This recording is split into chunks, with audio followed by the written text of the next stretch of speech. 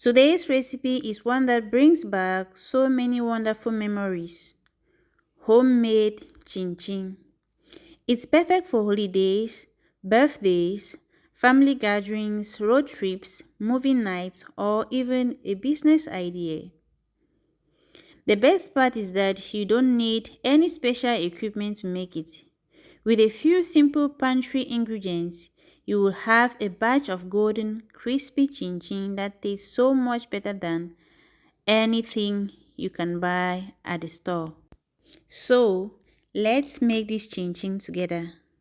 As always, I would like to show you my ingredients. We have all-purpose flour, butter, sugar, milk, baking powder, nutmeg, lemon, eggs, salt, and vanilla flavor. First, in a large mixing bowl, I'm adding my all-purpose flour. Next, I will grate my nutmeg directly into the bowl.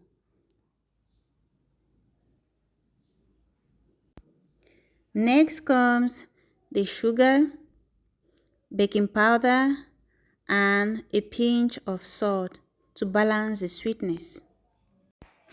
I'm also adding some freshly grated lemon zest because it gives the chin chin that warm, comforting aroma and authentic homemade flavor. Now, I'm going to whisk everything together so every ingredient is evenly distributed. This step may seem small, but it helps ensure every piece tastes delicious. Next, I'll add my butter. Make sure it's at room temperature. Then, use your fingertips to rub it into the flour mixture. Keep rubbing until the mixture resembles fine breadcrumbs. This is what gives the chin chin a light, tender texture while still staying beautifully crunchy after frying. Now it's time for the wet ingredients. I will crack the eggs and set them aside. I'll go ahead to make a well in the bowl. Then I'll pour in the milk. Next, I'll pour in the eggs and vanilla flavor.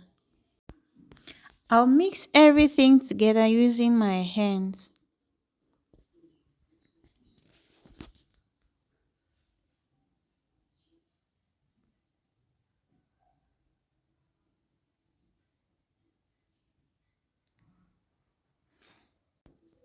Add in a bit of water and continue mixing until you get your desired texture.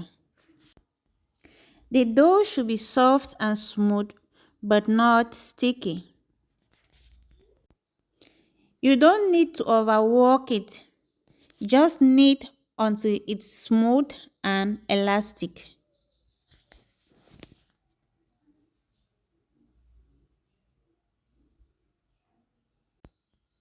Look at how nice and smooth this dough is. Now I'll transfer it into a bowl, cover it and let it rest for about 10 to 15 minutes. Resting allows the gluten to relax, making the dough easier to roll out and helping it to keep its shape while frying. Now that the dough has rested, let's roll it out.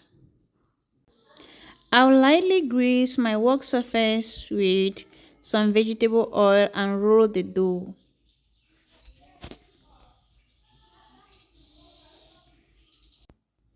You can roll it slightly thinner if you like extra crunchy chin chin, or a little thicker if you prefer a softer bite inside. Once I'm happy with the thickness, I'll use a knife to slice the dough into my desired shapes. You can cut them into different shapes. There's really no wrong way. Just make them fairly even so they cook at the same rate. Repeat the process until you finish cutting the dough. Everything is cut and now we are ready to fry. My oil was already on the stove. I'll be frying over medium heat because if the oil is too hot, the outside will get brown quickly, while the inside will remain undercooked. If it's too cool, the chin-chin will absorb excess oil. I'll carefully drop the dough pieces into the hot oil in small batches. Don't overcrowd the pan because that lowers the oil temperature and prevents the chin-chin from frying evenly.